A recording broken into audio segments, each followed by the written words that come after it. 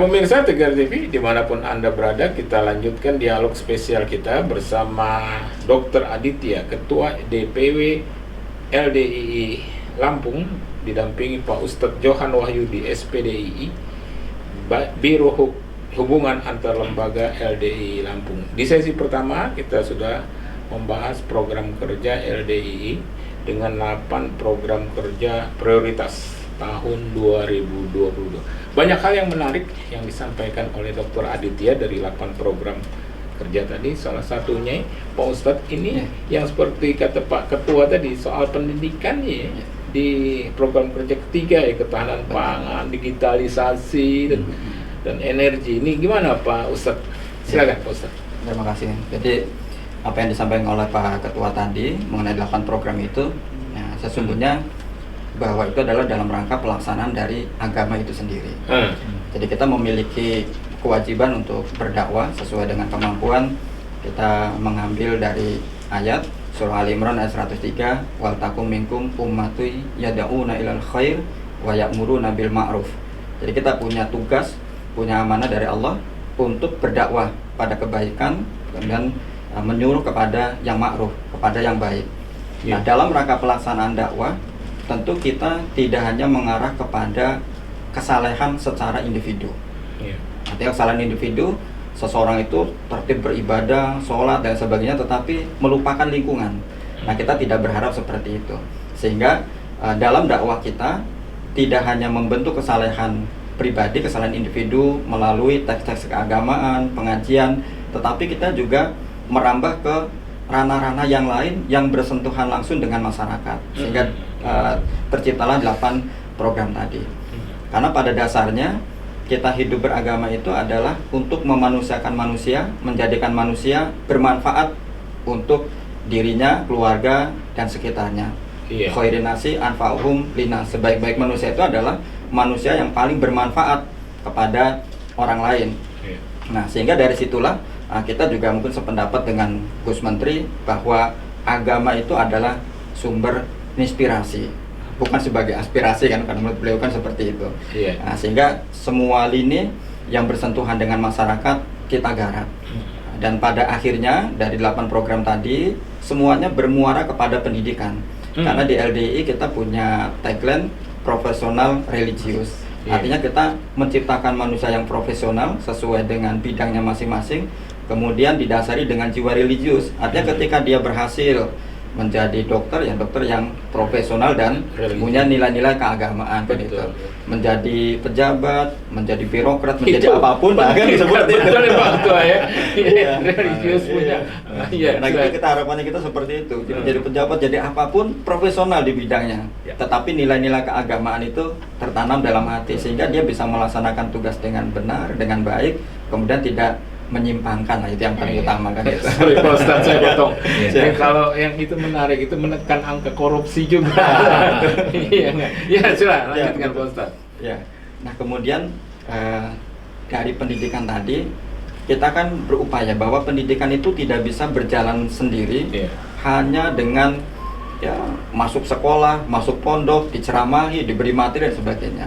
Karena sesungguhnya dakwah yang terbaik itu lisanul hal afsahu min lisanul maqal, bahwa pemberian contoh dengan perbuatan itu jauh lebih baik daripada hanya sekedar makol dengan ucapan saja, teori aja, doktrin saja gitu. Karena ketika didoktrin terus itu kan, ini bisa bawanya ke ekstrim kan, seperti itu kan gitu. Karena dia hanya memahami teks tapi membelakangkan nalar. Nah, kita mencoba menyeimbangkan dengan contoh tadi. Menyeimbangkan. Jadi kita ajarkan teks keagamaannya dari Quran, dari hadis, kemudian kita ajak untuk mempraktekkan di tengah masyarakat. Nih, kamu sudah belajar nih tentang agama, misalkan anggap saja kan la tufsidu fil ard, jangan berbuat kerusakan di bumi. Coba contohkan bagaimana tidak berbuat kerusakan itu. Nah, caranya ya tadi merawat kebangsaan, merawat kebinekaan, kemudian termasuk juga salah satu keberhasilan dakwah itu adalah apabila kita istilahnya memiliki ketahanan pangan. Perutnya kenyang, otomatis kan gitu. Perjalanan kan menjadi lancar. Tetapi ketika untuk perut sendiri saja sudah kesulitan, mungkin dakwah bisa berjalan tapi akan banyak kendala. Jadi kita Pokoknya dari atas sampai bawah, dari kanan kiri semuanya kita coba menjadi objek dakwah kita, sehingga nanti masyarakat yang baik itu yang memang turut dalam pengajian kita, pengajian LDI maupun masyarakat sekitarnya bisa mendapatkan manfaat. Begitu. Pak Ustadz, apa yang disampaikan dengan Pak Ketua tadi, Dr. Aditya, itu soal pendidikan pesantren, 11 pesantren yang sudah ada gitu tadi di ya? Lampung. 18. Ya, di Lampung itu gimana jelasnya Pak Ustadz? Ya, jadi kita memang dari DPP memberikan penekanan, mengupayakan setiap DPD tingkat kabupaten itu memiliki pesantren. Karena pesantren itu yang pertama adalah memang sesuai dengan nama kita, lembaga dakwah, karena paling mudah adalah dakwah. Kemudian yang kedua adalah untuk pengkaderan, karena tidak mungkin yang akan menjalankan roda organisasi, kemudian dalam bidang keagamaan, dalam bidang dakwah, orang-orang yang semakin hari usianya bertambah kan gitu. Kita perlu kader-kader muda. Nah, pesantren itu kita pandang sebagai wadah yang paling memudahkan untuk melakukan kaderisasi, karena 24 jam, kalau dia misalkan pesantren 3 tahun, ya berarti 24 jam kali 3 tahun bisa kita berikan ilmu agama, kemudian juga ilmu bermasyarakat dan lain sebagainya, sehingga ini menjadi wadah yang sangat tepat. Nah, sementara itu kita juga memiliki tuntutan pendidikan formal, sehingga dari DPP pun sama juga mendorong bahwa pesantren-pesantren yang sudah berdiri, yang tadinya hanya salafiyah, artinya tidak punya sekolah, didorong boleh pesantrennya tetap salafiyah, tapi diupayakan memiliki lembaga pendidikan formal. Ya, alhamdulillah di Lampung ini terus bertumbuh, pesantren-pesantren memiliki pendidikan formal, ada yang sudah lengkap dari pendidikan dasar hingga menengah. Kalau perguruan tinggi memang belum ada. Kemudian ada yang hanya pendidikan menengah saja, ada yang dasar saja, tapi pertumbuhannya ya terus berkembang. Begitu. Kalau yang pondok pesantren mahasiswa tadi perguruan tinggi juga ya, Ya, Pak Dokter? Ya, kalau itu memang konsepnya berbeda. Kalau yang pesantren umumnya kita membangun fasilitas memang milik pesantren, kemudian santri berdatangan. Mereka datang memang tujuannya untuk pesantren. Nah, sementara PPM yang pondok pesantren mahasiswa, awal mulanya mereka datang adalah untuk kuliah, bukan untuk pesantren. Tapi kita akan memberikan edukasi, sosialisasi tentang pentingnya pesantren bagi calon intelektual kan gitu. Nah, sehingga konsepnya beda. Ada yang memang sudah punya fasilitas, punya bangunan, kemudian mereka datang tinggal mengisi. Ada juga yang modelnya kita bekerja sama dengan masyarakat, tinggalnya di masyarakat, ngekos, tapi kegiatannya ke pesantren. Sudah selesai kembali lagi ke kosannya. Nah, itu memang ya pola baru dalam pesantren kan itu. Ya, Pak Ketua, Pak Dr. Aditya, ini 8 program kerja prioritas mungkin juga akan dilanjutkan untuk tahun depan ya, tahun 2023, bahkan lebih dioptimalkan. Gimana Pak Ustaz? Ya, memang tadi kan kesempatan lah akhir tahun kita coba mengevaluasi apa yang sudah kita kerjakan. Mungkin ada kelemahan, ada kekurangan di tahun-tahun sebelumnya. Nah, mungkin kita rencanakan 2023 lebih baik. Nah, mudah-mudahan ya, meskipun Nabi bersabda ya tahun yang akan datang itu biasanya lebih buruk dari sebelumnya ya. Gitu ya. Dalam sabda Rasulullah SAW, la ya'ti alaikum amun illa wallazi ba'dahu saru minhu. Jadi tidak datang ke kalian itu tahun yang baru biasanya lebih buruk dalam arti kata itu masalah akhiratnya mungkin ya, teknologi segala macam mungkin lebih baik, tapi kan kerusakan moral kan sekarang godaannya semakin banyak.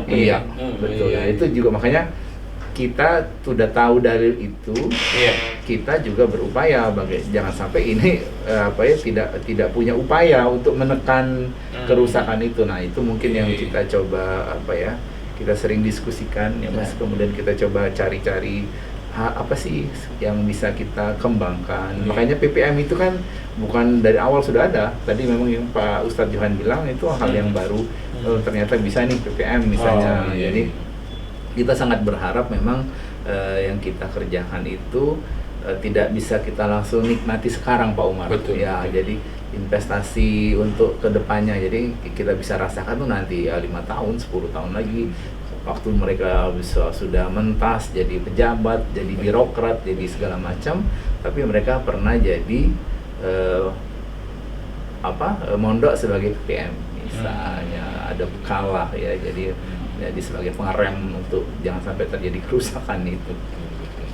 Ya, tapi seperti yang disampaikan Pak Dr. Aditya di program kerja 2023 mungkin prioritas digitalisasi lebih ditingkatkan, ya. Ketahanan energi, Ya. ketahanan pangan dan energi itu ya. Betul. Ya, karena kan kita ngelihat sekarang kan seperti kayak apa ya, bahan-bahan pangan kan negara-negara kan sudah mulai menahan tuh, nggak main ekspor, nggak main kan mereka juga lebih mementingkan untuk rakyatnya. Kita juga melihat ya beberapa negara misalnya nggak main ngirim-ngirim aja, sekarang mereka juga ketahanan pangan, kedaulatan pangan malah sekarang. Jadi bukan cuma ketahanan tapi kedaulatan sudah mainnya itu yang kita sangat harapkan sih.